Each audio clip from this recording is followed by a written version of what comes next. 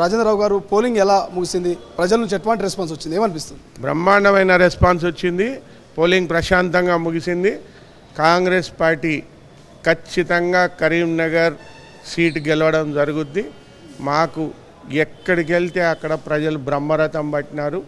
Congress party గ్యారంటీలు చాలా మంచిగా అందుతున్నాయి.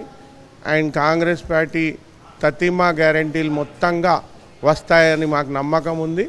మేము ఖచ్చితంగా చేయి గుర్తుకే ఓటు వేసి కాంగ్రెస్ పార్టీ అభ్యర్థిని మిమ్మల్ని గెలిపిస్తున్నామని చెప్పడం జరిగింది. వాళ్ళ స్పందన చూడడంతో మాకు అర్థమైంది మా గెలుపు ఖాయమని. ఇప్పటికే బీఆర్ఎస్ పార్టీ నాయకులు వరుసగా విమర్శలు చేస్తారు మీ మీద. ప్రధానంగా డమ్మీ క్యాండిడేట్ను పెట్టి బీజేపీ గెలుపు కోసమే కాంగ్రెస్ దోహదపడుతున్నటువంటి కామెంట్స్ కేటీఆర్ కావచ్చు, హరీష్ రావు, కేసీఆర్ ఎట్లా చూస్తారు? వీళ్ళ కామెంట్స్కి ఏం రిప్లై ఇస్తారు?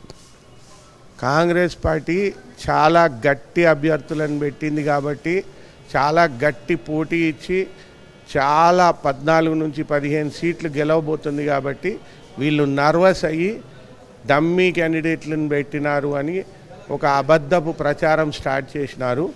డమ్మీ క్యాండిడేట్ నా విషయానికి వస్తే నన్ను డమ్మీ క్యాండిడేట్ అని కేటీఆర్ గారు అంటే, నేను టీఆర్ఎస్ పార్టీలో జనరల్ సెక్రటరీగా ఉన్నప్పుడు నేనే టీఆర్ఎస్ పార్టీలో ఉన్న ప్రముఖ వ్యక్తులను జగదీష్ రెడ్డిని, బొంతు రామ్మోహన్ను, కర్నే ప్రభాకర్ను, ఎర్రోల శ్రీనివాస్ను ఇటువంటి ఎంతోమంది నాయకులను రిక్రూట్ చేయడం జరిగింది. టీఆర్ఎస్ పార్టీలో ఎంతోమంది జైలుకు ఉద్యమంలో జైలుకి వెళ్తే వాళ్లకు బెయిల్కు పైసలు కట్టి తీసుకురావడం జరిగింది. ఎంతోమంది టీఆర్ఎస్ పార్టీ ఉద్యమం టైంలో ఏదైతుందో వాళ్ళు ఆత్మ బలిదానం చేసుకుంటే వాళ్ళ ఫ్యామిలీస్కు సహాయం చేయడం జరిగింది. ఎంతో ఆర్థికంగా ఉద్యమానికి సాయం చేసి ఉద్యమాన్ని నిలబెట్టడం జరిగింది. నన్ను హెలికాప్టర్లో కేసీఆర్ గారు పట్టుకెళ్ళి 2 బీఫామ్లు నా చేతిలో పెట్టి పార్లమెంట్కి వెయ్యి, చొప్పదండి నియోజకవర్గంకి వెయ్యి అని చెప్పడం జరిగింది. దాని తర్వాత ఏదైతుందో బహిష్కృతులను చేసినారు. ఇవన్నీ కేటీఆర్ గారికి తెలుసో తెలియదో, లేకపోతే ఆయన తెలిసి కూడా అబద్ధాలు ఆడుతున్నాడో అది కేటీఆర్ జ్ఞానానికి విజ్ఞానానికి నేను వదిలేస్తున్నా. కేసీఆర్ గారితో మీకు ఇంత పరిచయం ఉందంటున్నారు. గతంలో మీరు అన్నట్టుగా హెలికాప్టర్లో వెళ్ళి మరి బీఫామ్ ఇచ్చారు. మరి ఎందుకు కేటీఆర్ వ్యాఖ్యలు చేస్తున్నారు? రాజేంద్రరావు ఎవరికి తెలియదు అనేటువంటి ప్రచారం ఎందుకు చేసి వచ్చిందంటారు? ఎందుకంటే కేటీఆర్ అబద్ధాల కోరు. ఎందుకంటే కేటీఆర్ ఏదైతుందో మభ్య పెట్టే ప్రయత్నం చేస్తున్నాడు. కేటీఆరే 2009లో ఉద్యమం స్టార్ట్ అయిన తర్వాత వచ్చి చీమల పుట్టల ఒక విష సర్పం దూరినాడు.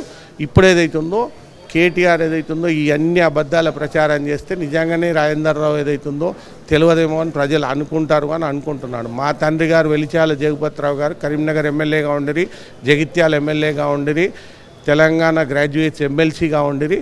మరియు ఆయన ఎన్నో పుస్తకాలు తెలంగాణ విషయంలో, ప్రత్యేక తెలంగాణ అవసరం గురించి రాసినారు. ఎన్నో సెమినార్లు పెట్టినారు.